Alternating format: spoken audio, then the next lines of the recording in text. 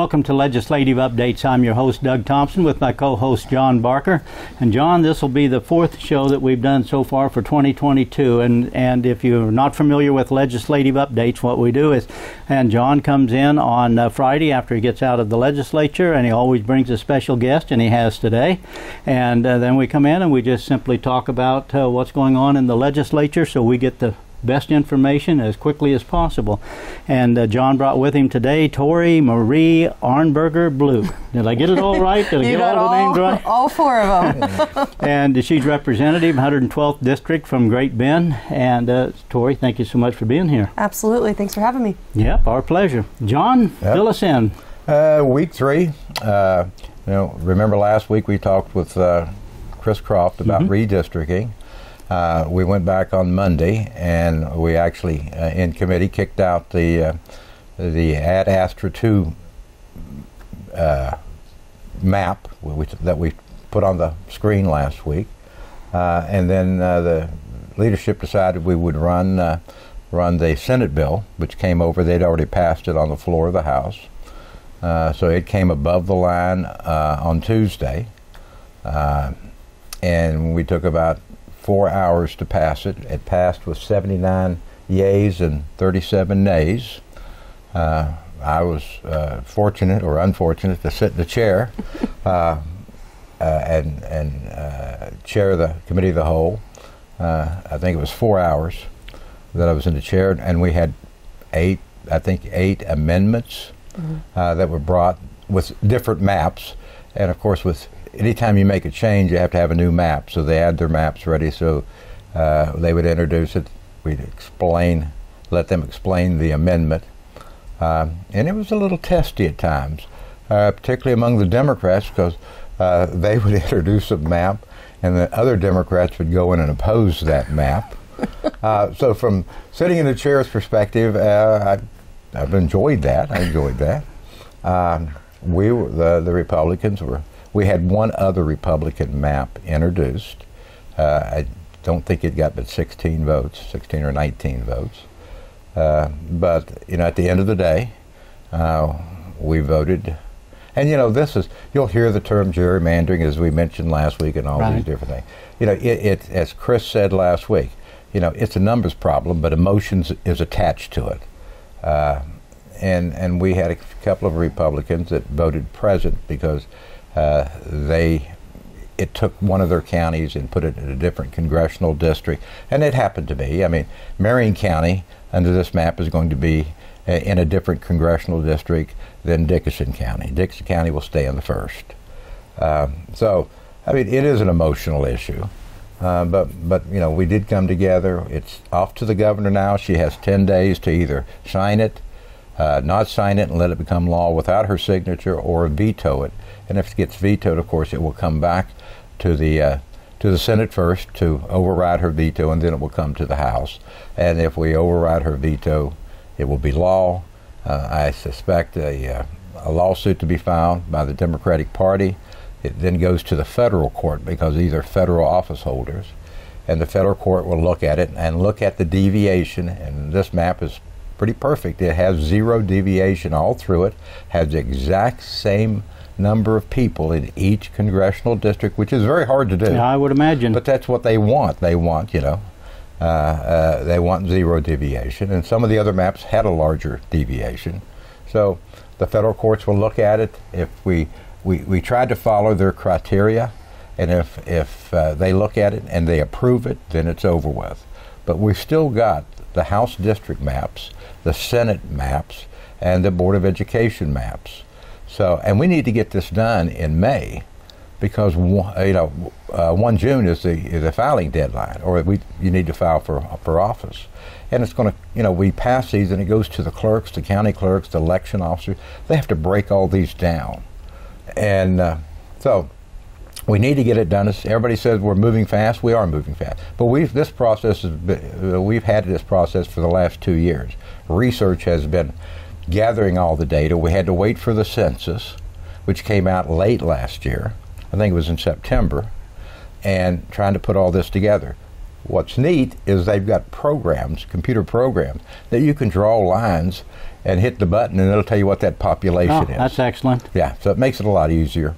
But I'm really glad that Tory came because she's also my vice chair on Fed and State, and she will tell you it's the most controversial committee that you can serve on. And she's been a great vice chair. This is her second year. And when I'm not there, she takes over. So, awesome. Yeah, it's been a good time. Awesome. Well, we're going to cut away, take a break here in just a minute. And Tory, when we come back, I want you to kind of fill us in on that and fill us in about Great Bend and how everything's going there. Okay. We'll be right back. You're watching Legislative Updates. Welcome back to Legislative Updates. I'm your host, Doug Thompson, with my co-host, John Barker. And in between us is Tory Marie Arnberger-Blew. Yes. Representative from the 112th district, and that's Great Bend, isn't it? Yep. Great Bend, Hoisington, and the town of Red Wing that has 6 people.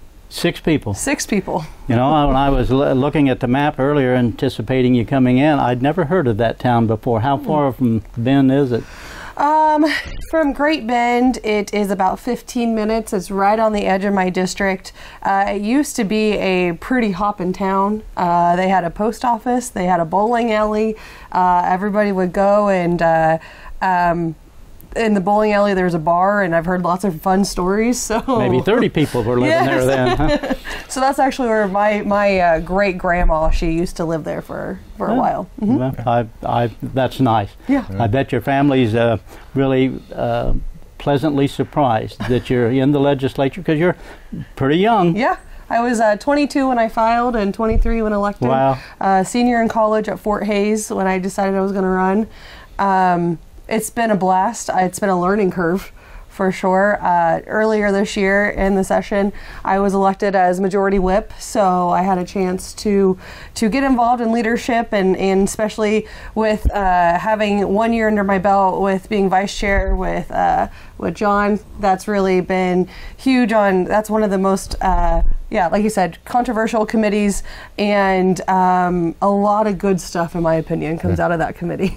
Good. Now, when you use the term majority whip, what does that mean? So, for instance, the congressional maps that we were just discussing, I had to go around and go get the vote count on all of that. So, went to all the Republicans, see, are you yes, no, or unsure? And if you're no or unsure, could you give me a reasoning why? And is there a way that we can maybe tweak this real quick, or what do we need to have you possibly get on? Because with John saying this is these maps are probably going to go to the court or the governor may veto it. So this isn't just a simple majority vote that we need. We need to have enough votes to override the governor if it comes to that. So when you go to the other, do you go to Democrats and Republicans? Just Republicans. Just Republicans. And so when you go to them, you're talking about here's what the plan is for the map. Do you agree? Do you disagree? What can we do so that we know that you're on board, that everything would be supportive with you? Is that what it is? Basically, and then I just go in and make comments to make sure, because sometimes it's a reoccurring issue for some people. Some people mentioned that they didn't care for the fact that Lawrence is in the Big First, but when you go in and you explain everything now that it's a numbers game. And you don't like it, so tell me how do we fix this? Well, nobody had a plan to fix it. So in the end, they ended up hopping on board with us, which was great. Well, that is good. Yeah. What else are you working on? So with being vice chair of federal and state affairs, I'm very busy with that. I'm on the health committee, also with John, and then I'm on general government budget. One of the things I'm really working on right now is workforce is huge. It's a problem all over the state. And then along with childcare, it's really hard to find childcare, especially in my area. And so can we do some grants? And so to get people to hopefully to start opening up these facilities, and then along with the workforce, one of the ideas that we have in our area is we have all these jobs, but we don't have the people to fill the positions. Can we bust them in from someplace? And so that's the grant process that I'm currently working on, and maybe other communities would be interested in utilizing that grant as well. Okay, and your educational background, you got your college degree from Fort Hays. Fort Hays. Yep, graduated in 2016 with a degree in business education, so I was a teacher for a little bit. Well, and that degree certainly helps for what you're doing now, no doubt. Have to educate and she does work for her parents who have a business. Yes. Because she's always calling me that she needs to do this. Yes. Yes. They're very demanding. They're very demanding, but they're very understanding that with what I do up here, that I can't go back and do an 8 to 5 job for them. So I'm allowed to work on weekends, and John's been very gracious to not have committee meetings on some Mondays, so I can stay and get some work done. And it's how long is the drive from Great Bend to Topeka? It's 3 hours. Well, you're hustling right along, then, aren't you? Yeah. And tell us a little about your husband. You recently got married. Yes, got married in the middle of the pandemic. So that was very interesting. He is from Pretty Prairie. Justin is he sells Case IH farm equipment and works for Can-Equip, and also is a huge car nut. And I don't quite understand it, but he loves it. Drag racer? Yes. Well, it would be the street drag. Street rod. Yes, those. Gotcha.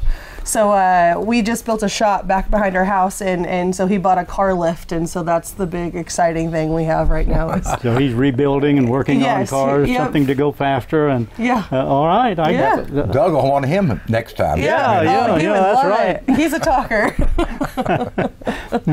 Well, what's the biggest challenge that you're running into in the legislature? Because I'm guessing when you come in, until they got to know you, can we help you with something? They didn't realize that you were on the legislature? Yeah, I actually interned. So really? I did an internship under Sam Brownback, and then I also did an internship for another representative. So I came in with I already knew the process. A major thing too is the fact that I know parliamentary procedure. A lot of members in the legislature don't, and so I kind of came in with a couple steps ahead. Plus, I knew where the bathrooms were in the Capitol. So that's important to know. It is very. So I really worked my way up, I feel like, and it's been a fun 6 years. Has it been 6 years? 6 years. The time flies. You were an intern for how long? I was an intern for 1 summer for Brownback, and then 1 session. I interned the session that I filed for office in 2016. Wow, that's absolutely amazing. You intend to run again? Absolutely. Good. Absolutely. Glad you are. I love what I do. And the state's lucky to have you in that position. That's awesome. Thank you so much. We're going to cut away. We're going to take a break. You'll be right back with us and legislative updates. We'll be right back. Welcome back to Legislative Updates. I'm your host, Doug Thompson, with my co-host, John Barker. As you're looking at your screen, John's on your left. And in between us is Tory Arnberger-Blew from the 112th District, which is the Great Bend area. She's in the legislature, and thank you for being here. Thank you for taking time to stop by and come in and share what's going on with the legislature. So John, what else you got going? Oh, well, we've had Fed and State this past week. I mentioned last week that we had a constitutional amendment to make sheriff's positions a constitutional position. Tory was involved in the debate on that, and we did pass it out. Mm-hmm. We passed it out on a voice vote, but then a number of the Democrats put their thumb down, so they wanted their vote recorded as a no. But I thought the discussion was good. How many sheriffs did we have in the committee? We had a number of them. We had quite a few. I know more wanted to come because it was the Sheriff's Association. They had their reception the night before. Mm-hmm. So when I was there and my sheriff was there, a lot of them wanted to come, but they were in training.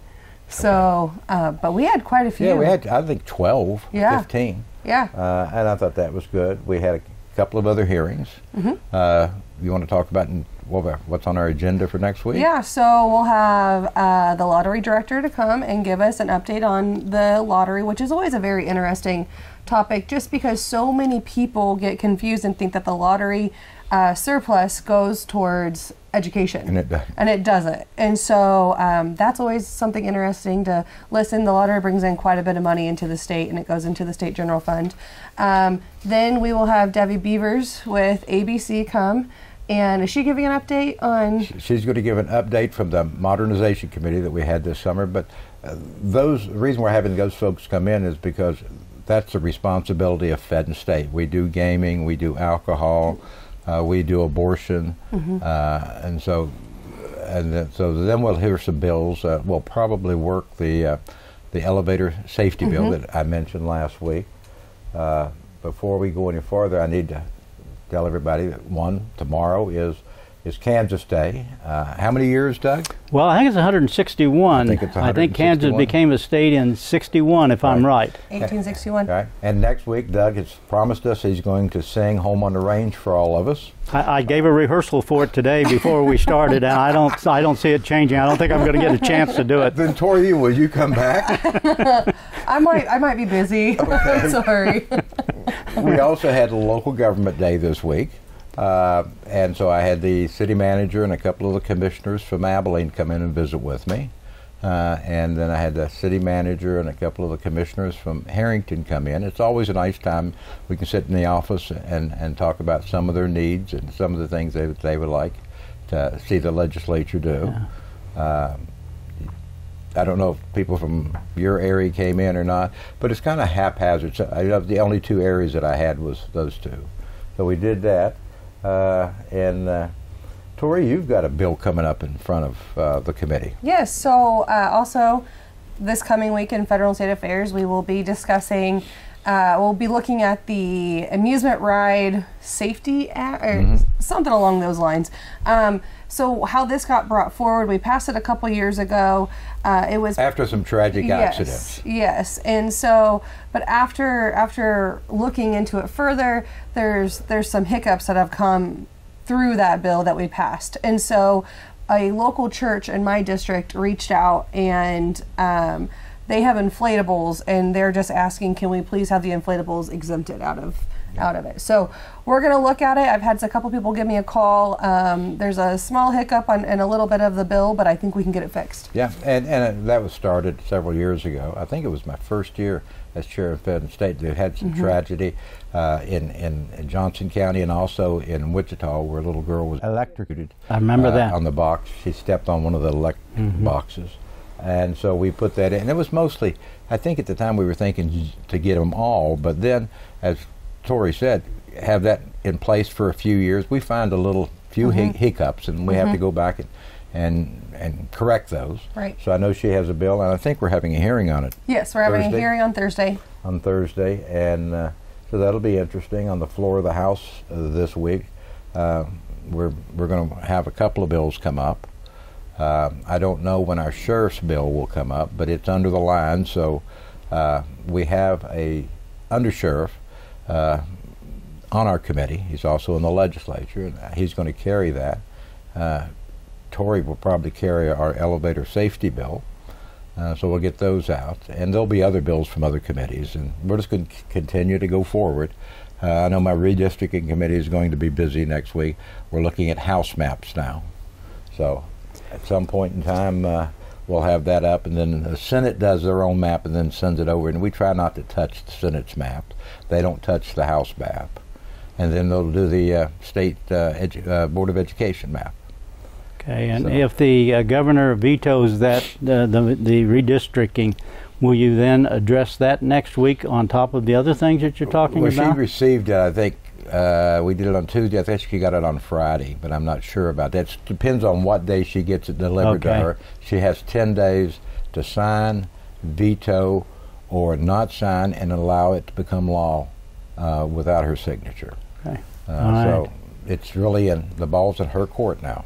And the toughest part about that whole redistricting thing is the real discussion was over the 3rd congressional district. Right, 3rd district. Because there's no way with all the population gain to have Johnson County and Wyandotte County together.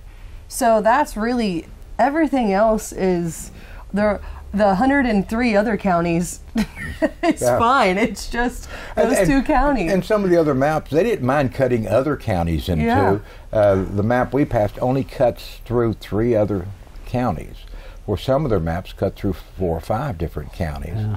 They didn't want Johnson or Wyandotte County cut in 2, but they had no problems cutting Johnson County in 2.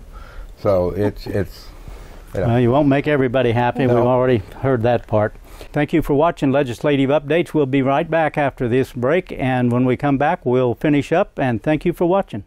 Welcome back to Legislative Updates. I'm your host, Doug Thompson, with my co-host, John Barker, and we've wrapped up another session of Legislative Updates. John, thank you so much for coming in. I know you're working hard with the legislature and you want to get home, and thanks for coming back in and bringing Tory in with you and giving us a chance to see what's going on out in Great Bend. Yeah. And you know, there's just a lot going on, and we're going to put up on the screen the contact information for John Barker, 7th District, and also on the screen will be the contact information for Tory from the 112th, and you'll be able to email, make contact.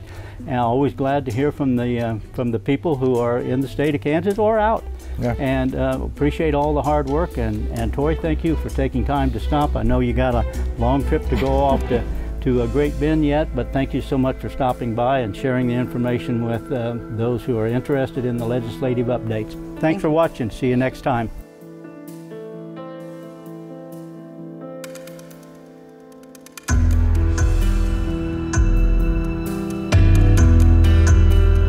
Hope you have enjoyed this segment of Legislative Updates with John Barker. I'm Doug Thompson with special guest John Barker. Tune in next time for another Legislative Update.